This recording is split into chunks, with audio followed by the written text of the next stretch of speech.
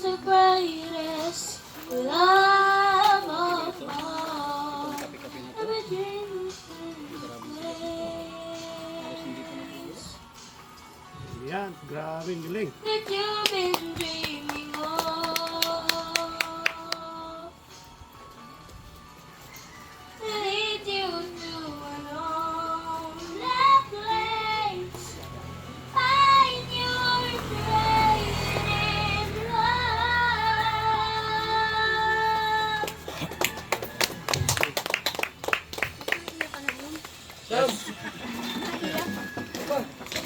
Person. Salamat, boy. Syria na siguro, bahala ng Syria. Okay, may lang. Nakamidyas pa yan. Hello. Malamig kasi. Ipindutin na lang sa taas mamaya rin.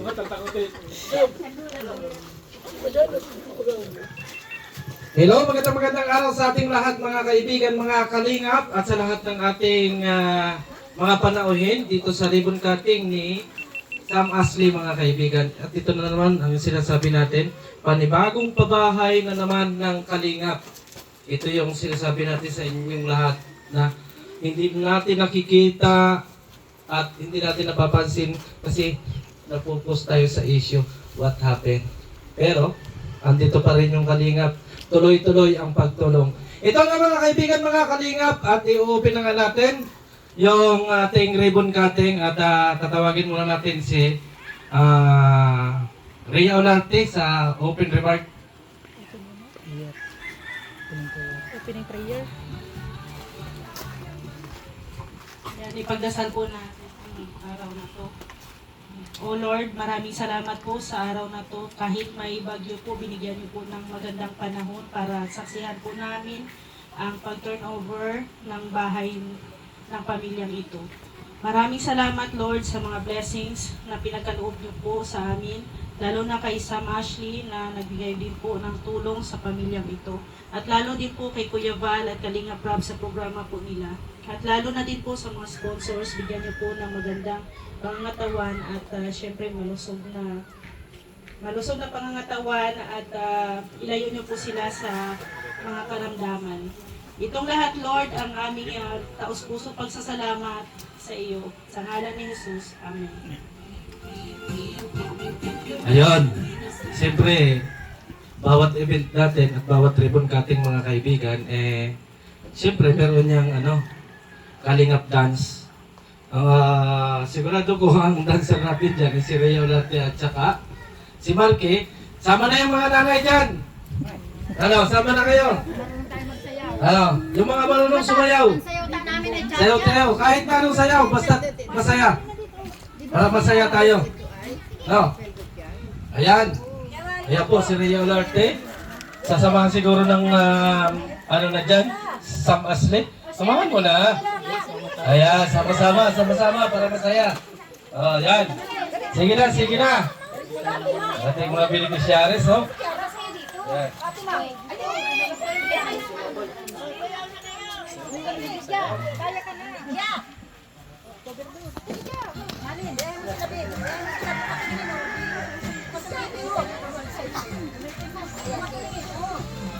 Ayan. Sige dito, banda rito na kunti. Ayan.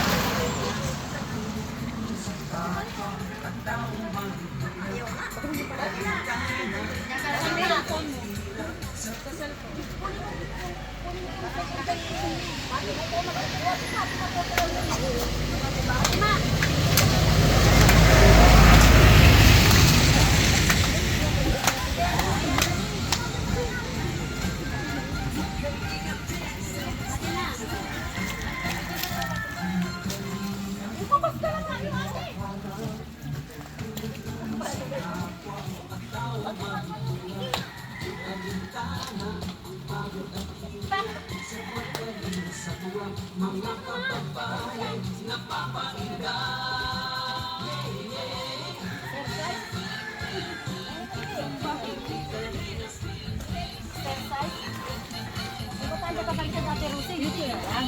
Okay lang ako nito. Alam mo mahihayin. Siyempre na di.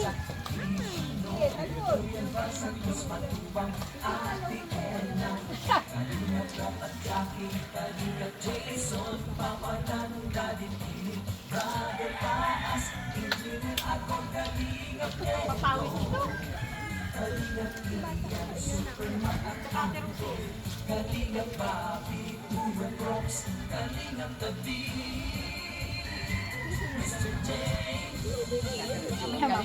Gaya niya tayo. Ito ang sayo namin dito ay cha-cha. Cha-cha, yung ano, ang tawag Square doon? dance. Square dance. Square dance ang alam namin kaya dito ay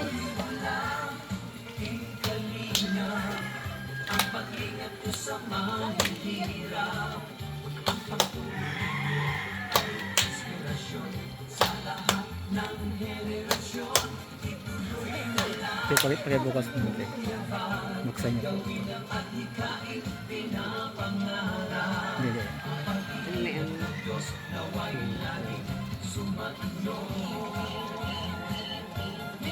haba pa nito. Haba nito doon. Haba nito. Tara, papawis. Ano maganda ng sayaw dito? Si Mr. DJ.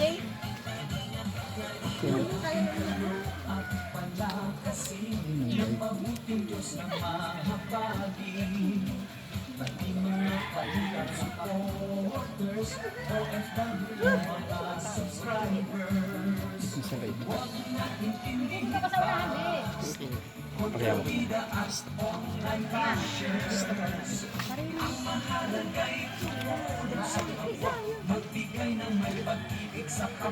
Paano sayaw? Mabigat. Smile.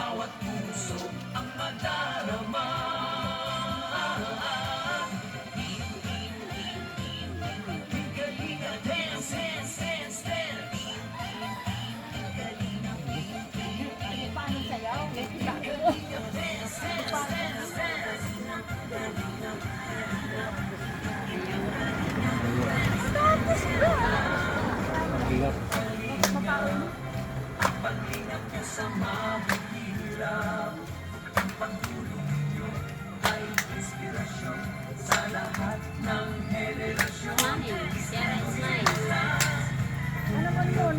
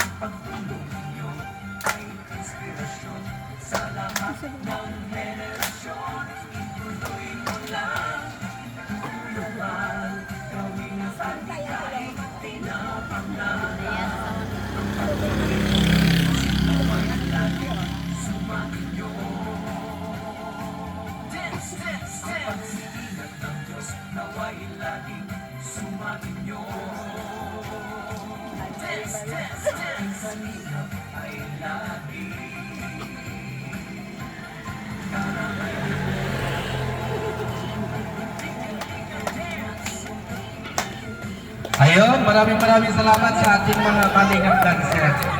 Thank you. Thank you rin kay Kuya Bal Santos Matubang at talagang yun yung masasabi natin kasama sa lahat ng bagay ang ama ng kalingap. So sa pagpapatuloy ng ating programa mga kaibigan ay tatawagan muna natin yung scouter na walang iba si Sam Ashley mga kaibigan. Alamin natin kung paano niya na-scout at paano niya nakilala itong beneficiaries mga kaibigan. Sam Ashley, halika para malaman naman namin kung paano at anong ginawa mo. Yan mga kalingap, mapagpalang araw sa ating lahat. Grabe. Ganun pala yung pagsayaw ng kalingap. Papawisan ka pala. Yan. At ito, maraming salamat kay Kuya Bal. Yan, kay Ate Edna, kay Kalingap Rap, mga kasamahan po nila, mga staff, na kahit napakalayo ng dait ay pinilit po nila na makapunta dito kahit may bagyo, malakas ang ulan. Yan, dito po sila. Yan, si Nanay Esther, napaka-simple lang po yung kwento. Si Nanay Esther, siya po yung nagmamay-ari nung lote na ito. Mga nakatirik na bahay dito, sa kanya ito lahat. Nagpahiram siya ng lupa, pero yung kanyang bahay ay sira-sira na. Ngayon ay wala na. Yung bahay nila Brian, tuluyan ng nagiba. Siguro nasaksihan ng mga iba dito, ng mga staff ng Kuyabal, na sinabi ko na kung papalarin sila yung susunod na pabahayan natin. Hindi ko naman siya talaga na-scout. Inano lang ni Ate Baning na sabi niya sa akin, nakakaya din kay Nanay Esther na napabahayan ako, pero yung kanyang bahay din ay sira na. Kaya nilapit ko sa mga sponsor po natin. Siyempre, mga sponsor po natin ay mga mababait po sila. Hindi sila nagdalawang isip na tulungan si Nanay Esther. Akala ko hindi matatapos. Yun pala tuloy-tuloy. At thank you kay Lord. Isa na naman dito sa Kapalungga. Natulungan po natin. May isa na dyan sa taas, si Ate Baning. Tapos ito. At kung papalarin, may isa na naman po dyan. Yan yung nasa likod. Siya yung susunod siguro next year na tutulungan natin magkabahay. Maraming salamat po kay Kuya Bal sa kanyang programa na pabahay na tuloy-tuloy hanggang ngayon. Kahit maraming hadlang, maraming hindi nagugustuhan yung ginagawa namin na pagtulong. Pero andito pa rin kami, Team Kalinga, hindi sumusuko. Maraming salamat at mabuhay ang Team Kalinga. Yes! Ngayon, maraming salamat sa mga asli, At ako, bilang reactor at bilang nasuporta dito sa programa ni Kuya Bal Santos Matubang, proud ako mga kaibigan. Proud ako na nandito tayo sa Kalingap. Napakaraming natutulungan. Kahit na ano pa ang sabihin nila, bagyo o umaraw, andyan si Kuya Bal Santos Matubang. Sabihan nyo lang. Kasi sabi nga na isang asli kanina, ang akala niya ay hindi tayo darating. Alam natin si Kuya Bal, talaga mga kaibigan, walang bagyo, walang araw. Basta dyan ay sinabing tribon cutting, andyan po ang Ama ng Kalingap. Yes. Kaya siguro, alamin muna natin kung ano yung mensahe ng Ama ng Kalingap dito sa programang ito. Para naman sa ganun, makilala ng ating mga baka hindi nyo kilala yung Ama ng Kalingap, mga kaibigan. Ipapakilala na po natin si Kuya Bal Santos Matubang. Hey, may bagyo. Walang bagyo sa Kapalungga, no? Wala. So, ang bahay po nila Esther at ni Kuya, pang 261. Woo! Yes! Ayan. Ibig sabihin po, ang Team Kalinga, dekada na pong natulong. Taon na. Kasi kung hindi ka umabot ng 261, matagal na taon na po yan. Kaya bang magbabahay sa loob ng isang taon? 261? Hindi. So dekada na po ang Kalingap. Marami ng mga tao na bahayan at nabago po ang buhay po nila. Kaya marami pong tao po natutuwa sa programa po ng Team Kalinga. Yes. Maraming umaasam-asam na sila rin po ibabahayan po ng Team Kalinga sapagkat maraming Pilipino po ang wala talagang maayos na bahay. Libo. Luzon, Visayas at Mindanao. Maraming Pilipino ang hindi kayang magpabahay. Bakit po? Mahal nga po materyales.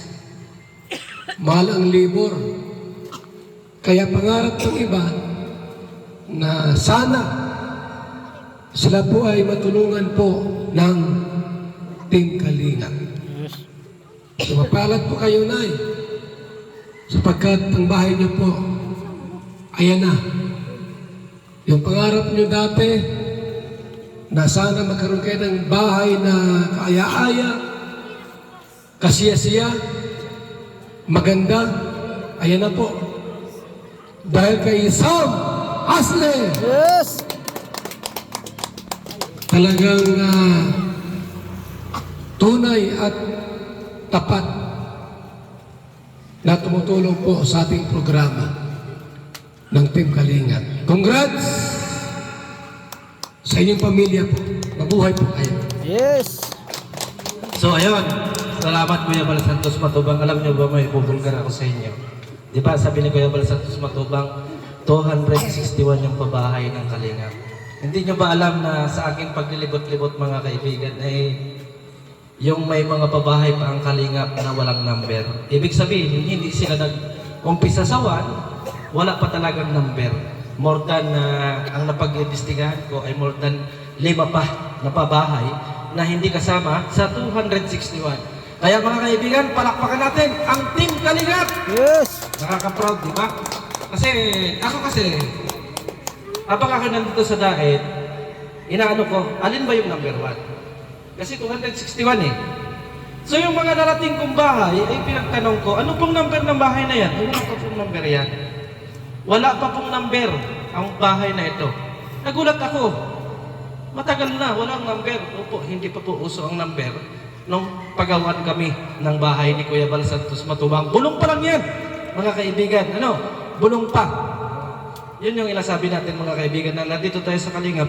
Habang isi-search natin kung ano yung mga nakaraan, ay marami tayong nabubulga or nalalaman na hindi lang 261 yung nagiging pabahay ng Kalingap. So, napahaba na naman yung aking komentaryo. Tatawagin natin si Nanay. Nay, ano ang masasabi mo bilang beneficiaries ng Kalingap at na-scout ka ni Sam Asle?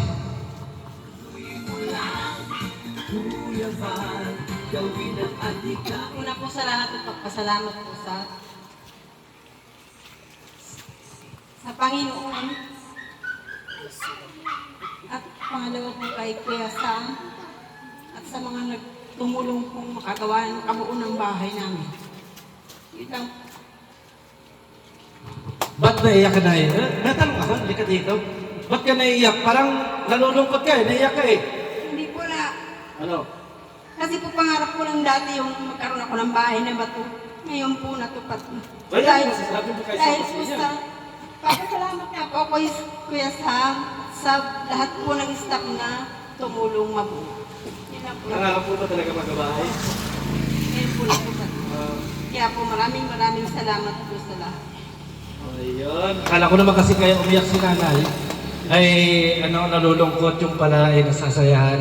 Parang naluluha din yung ating, scouter. Alam niyo mga kaibigan, marami na rin tayong mga nare-ribbon cutting. Talagang sa totoo lang, doon natin nakikita yung ating mga saloobin, kung ano ba talaga yung nangyayari. Katulad ni Nanay, nakita natin ng tuwa niya. Ay ngayon, ano naman kaya masasabi ng anak? Anak ka ba? Or ano? Sige, lika rito para na malaman natin kung ano yung sasabihin. Ay, magandang hapon po sa araw na ito. Unang-una po, maraming salamat po sa ating Panginoon. Pangalawa po kay Kuya Sam at sa mga sponsor po na dahilan ng pagkabuo po ng aming tahanan na matibay para panlaban po sa bagyo. Maraming salamat po sa Team Kalingap na tumutulong sa mga mahihirap na magkaroon ng tahanan para magkaroon po ng maayos na tahanan, mas mabuhay na mas masaya. Yun lang po at maraming salamat. Ay, ganda ng misis. Sana all. At sana itong pabahay nga na ito ng Kalingap ay manatili na malinis, maayos yung lugar, at wag ninyong iiwanan yan, wag ninyong iiwanan. So, sorry. Excuse me. Talagang ganun pala mga kaibigan. Parang naluluha si Nanay Ano kaya sa palagay ang gustong sabihin ni Nanay? Kasi kanina pa kasi ako dito nagtitingin-tingin sa mga audience natin. Parang si Nanay may gusto yatang sabihin. So, kakaunti naman yung magsasalita sa atin, parang gusto kong marinig kung ano yung salubin ni Nanay. Kasi naluluha-luha si Nanay Nay, hindi ka rito. Ano pangalan mo, Nay? Naluluha-luha ka kasi. Ano pangalan mo? Nagsikluma. Dito. Ang nanay yan. Ah! Si Baning. At natutuwa po ako sa aking kapitbahay dahil po kahit pa paano kami po ay nakatira dito sa lupa niya. Talagang tagal na po kami dito. Siguro po ay nasa 20 years na po kami sa lupa na ito. Kaya nagpapasalamat din po ako kay Esther na kami nakatira dito sa lupa niya. Yun lang po at yan talaga gusto.